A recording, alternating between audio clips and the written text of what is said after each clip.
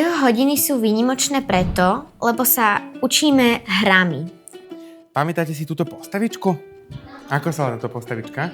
Bing bong, výborne. Potom máme pesničky, pri ktorých keď si to spievaš, tak si vlastne pamätáš text a učíš sa pri tom. Priprav sa poriadne, prst do ruky. Sia zvuky nesú haf. Cítim sa na jeho hodinách dobre, lebo proste to nie je také, že postaďte sa do lavice, otvorte si učebnicu na strane ratatatata, ale učíme sa hrou. Budeme sa venovať prídavným menám a ja som si teda s Viktoriou pripravil veľmi zábavnú aktivitu.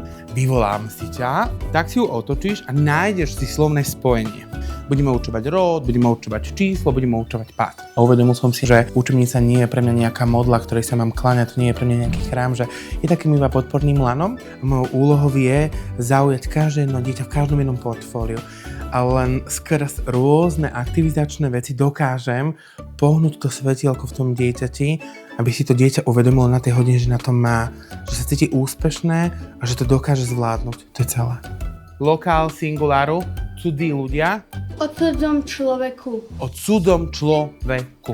Naučil nás, ako písať slohy, byť kreatívnejší a nevnímať vždy svet ako proste, že ja musím chcieť, aby sa mi darilo. Toto sú také špeciálne iPhony. Vašou úlohou bude odblokovať tento iPhone. Každé slovo, ktoré sa tu nachádza, budete musieť určiť jemu ten slovný druh. Ja som prišiel ako mladý rómsky učiteľ učiť do neromského prostredia, kde vlastne ani nemáme tu ani jedného rómskeho žiaka, nemáme tu ani jedného rómskeho učiteľa, som tu jediný sám. A že to vnímam to pozitívne, že vlastne môžeme meniť to vnímanie tých ľudí na tej druhej strane, je to úplne jedno, aj Rómov a nerómov, ale kohokoľvek. 5, 4, 1, 1. Odblokoval si iPhone, ten je tvoj. Najpodstatnejšie je dať tým deťom priestor na to, aby sami chceli, pýtali sa, rástli. To je, znie to ako klišé, ale je to naozaj, je to vystihujúce. Začnite piec teraz!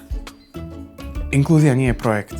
To nie je žiadna obyčajná reakcia na, alebo impuls niekoho, nejaký výkrik do spoločnosti. Inklúzia je pre mňa nastavenie. To je hodnotový rebríček, ktorý mám veľmi hlboko nastavený. Učiteľ má moc meniť, učiteľ má moc robiť aj zázraky. Je tu vlastne spojenie na takom partnerskom vzťahu. Učiteľ je vlastne partnerom žiaka, mám byť takým mentorom. Ja vnímam, že učiteľské povolanie je také mentorské povolanie. Používajte prídavné mená. Svet s nimi je krásny. Dokážu vyčariť úsmev a svet je lepší. Ako spoločnosť ovplyvňuje vzdelávanie, tak vzdelávanie by malo ovplyvňovať spoločnosť. A to hlavne v perspektíve. Ako by ste zhodnotili hodinu? Sami pre seba, či sa vám to páčilo, či ste sa cítili dobre.